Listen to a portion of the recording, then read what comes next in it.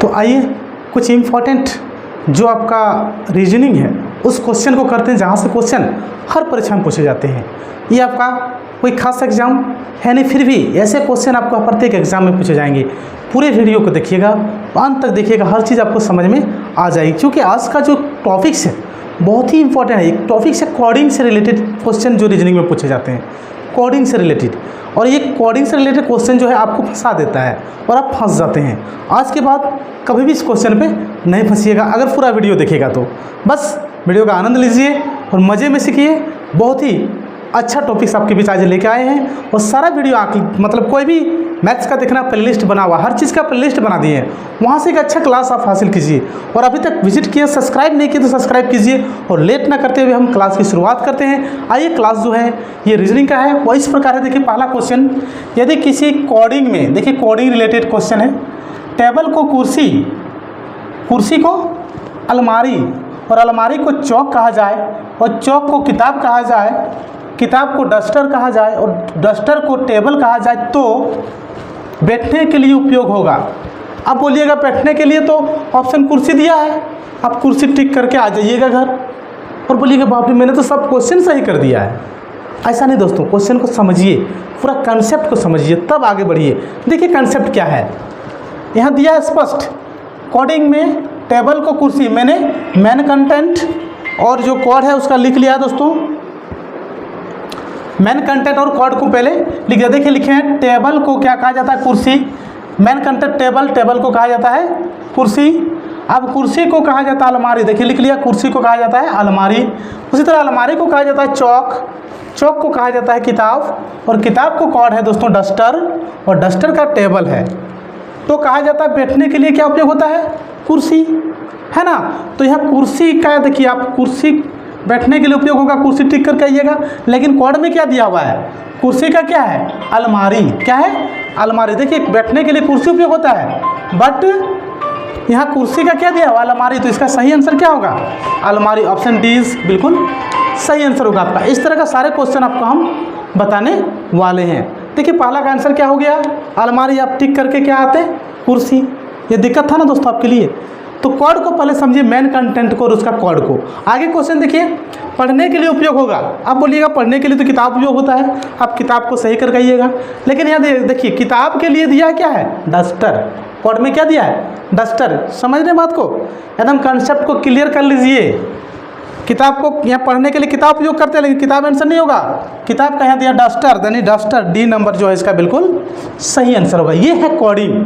Coding में आपको मतलब फंसाने का बारी रहता, मतलब ऐसे ऐसे लिखा हुआ रहेगा ना, आप फंस जाइएगा। लेकिन आप मेन कंटेंट को लिख लीजिएगा, कोड को लिख लीजिएगा तो गलती नहीं होगी। आइए अगला क्वेश्चन आपको दिखाते हैं, कितना इंपॉर्टेंट है आपके लिए वीडियो।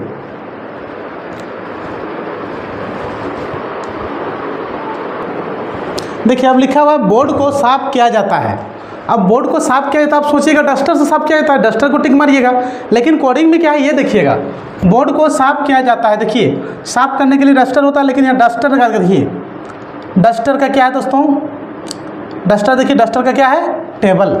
यानी इसका आंसर जो होगा बिल्कुल सी नंबर होगा इसका सही आंसर। ये होता है कोडिंग में फंसना नहीं है आपको, सिर्फ मेन कंटेंट को आपको लिख लेना है रफ में, और फटाफट जितना क्वेश्चन पूछेगा सारे क्वेश्चन को हमको पता है, बना के अब आइएगा। आज के बाद गलती नहीं कीजिएगा। तो मजा लीजिए वीडियो का और शेयर करते रहिए दोस्तों को, ताकि इस तरह के वीडियो सभी को मिले दोस्तों।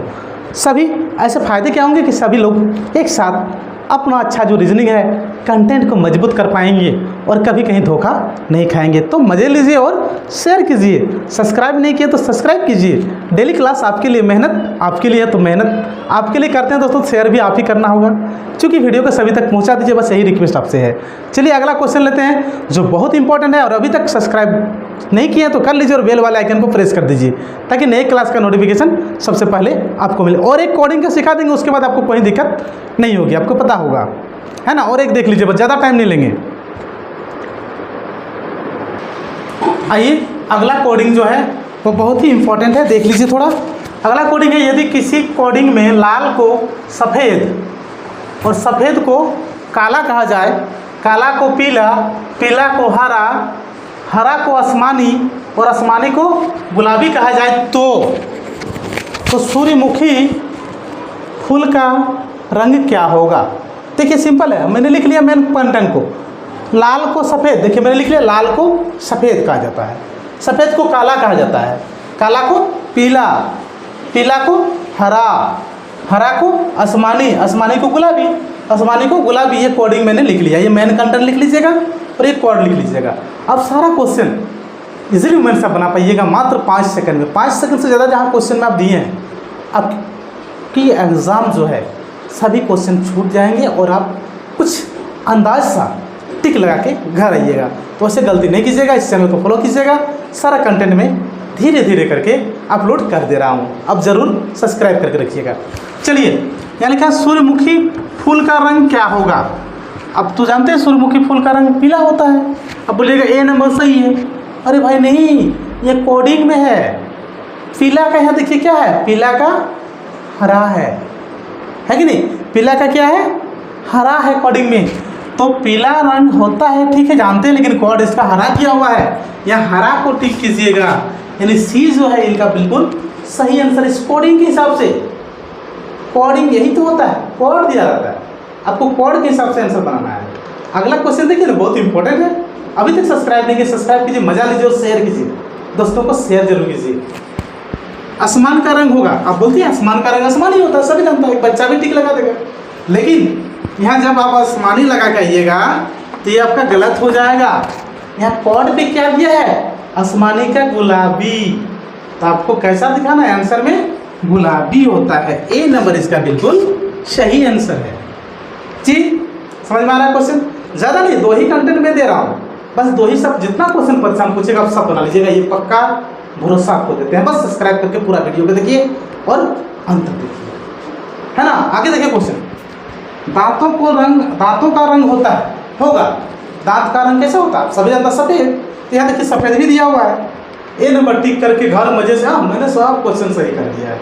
अरे बाबा आपने कोडिंग को नहीं देखा है, आज जब घर में मिलाइएगा किसी का क्लास देख के तो बोले मैंने तो ये गलती कर दिया।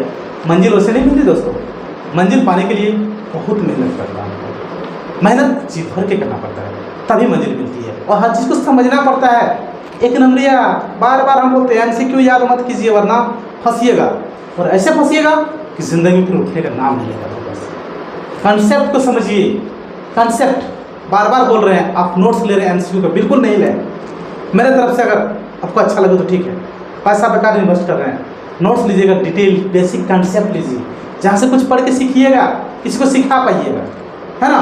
बार बार बोल रहे हैं, फिर भी आप करते हैं तो करिए, कोई दिक्कत नहीं है, लेकिन सब्सक्राइब करके सब वीडियो देखिए, आप जरूर सक्सेस कीजिएगा। ओके, चलिए, दांतों का रंग कैसा होता है, सफ़ेद, लेकिन सफ़ेद का कोड क्या दिया हुआ देख लीजिए, काला। इसके आंसर क्या होगा, काला, यानी बी जो है बिल्कुल इसका सही आंसर होगा। ये देखिए कोडिंग का 2 ही हिसाब मैंने बताया, लेकिन आज के बाद आप 50 क्वेश्चन बना लीजिएगा कोडिंग का, जो क्वेश्चन परेशान पूछेगा वो बना लीजिएगा। क्योंकि 2 क्वेश्चन का आपको बढ़िया से नहीं देखे, फिर से देख लीजिए और दोस्तों को शेयर कर दीजिए, बस यही रिक्वेस्ट है। मिलते हैं अगला वीडियो में, तब तक के लिए टाटा।